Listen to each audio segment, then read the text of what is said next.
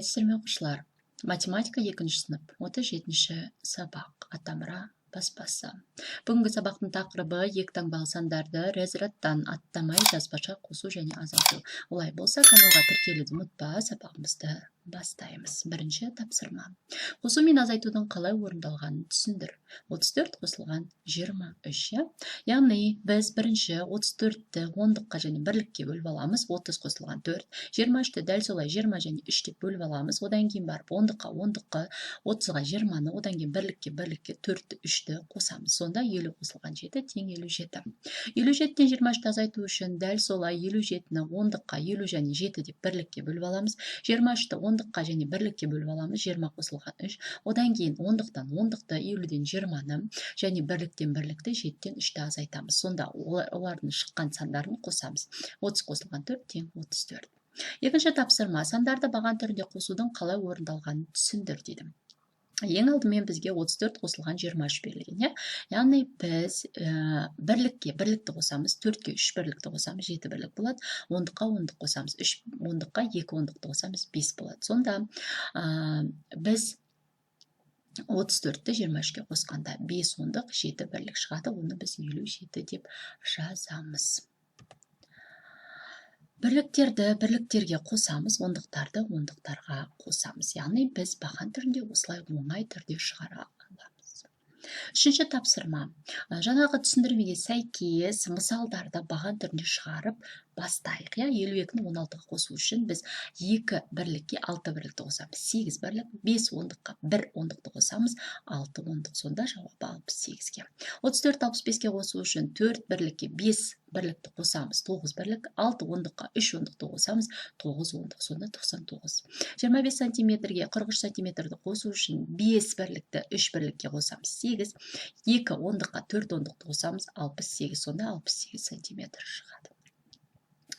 Келесі 4-ші тапсырма. Сандарды баған түрде азайтудың қалай орындалатынын түсіндірейік. 57-тен 23-ті қалай азайтамыз. Яғни біз азайғыштың бірлігін азайтқыштың бірлігіне азайтамыз. Яғни 7 бірліктен 3 бірлікті азайтамыз, 4 болады. Оның жауабын бірліктің астына жазамыз.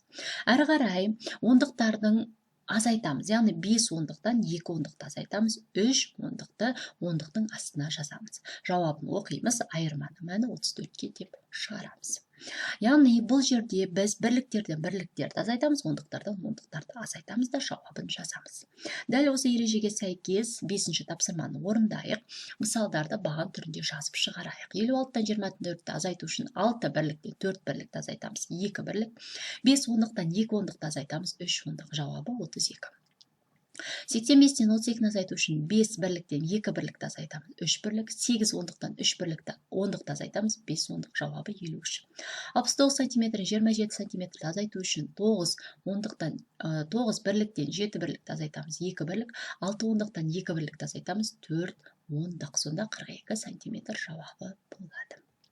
6-шы тапсырма. Күзгі демалыста мектебімізден 32 бала мұражайға, яғни мұражайға 32 бала деп жазып аламыз, ал 11 бала циркке барды. Циркке 11 бала деп жазамыз. Мұражай мен циркке барлығы қанша бала? Барлығы белгісіз. Шешуі 32-ке 11-ді қосамыз, 43. Жауабы барлығы 43 бала деп жазамыз.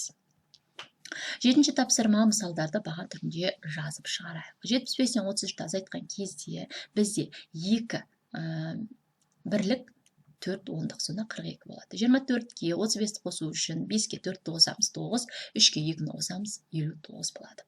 83-ке 16-ны қосу үшін 6-ға 3-ті қосамыз, 9, 8-ге 1-ді қосамыз, 9, 99 жауабы. 76-тан 52-ні азайту үшін 6-тан 2-ні азайтамыз, 4, 7-тен 5-ті азайтамыз, 2, 24. 45 килограммнан 34 килограммды азайту үшін 5-тен 4-ті азайтамыз, 1, 4-тен 3-ті азайтамыз, 11. Сонда жауап 11 килограмм. 83-ге 16-ны қосу үшін 6-ға 3-ті қосамыз, 9, 8-ге 1-ді қосамыз, 9, 99 метрді құрайды. 8-ші тапсырма. 1, 9, 6 және 3 цифрларын пайдаланып ең үлкен және ең кіші 2 таңбалы сандар жаз. Осы 2 сандардың айырмасының мәнін баған түрінде жазып есепте дейді. Яғни ең үлкені 1, 9, 6, 3 сандардың ішіне ең үлкен 96 болады, ең кішісі 13. 96-тан 13-ті азайтсақ 83-ке тең. Осымен бүгінгі сабағымыз аяқталды. Келесі кездескенше сау бол.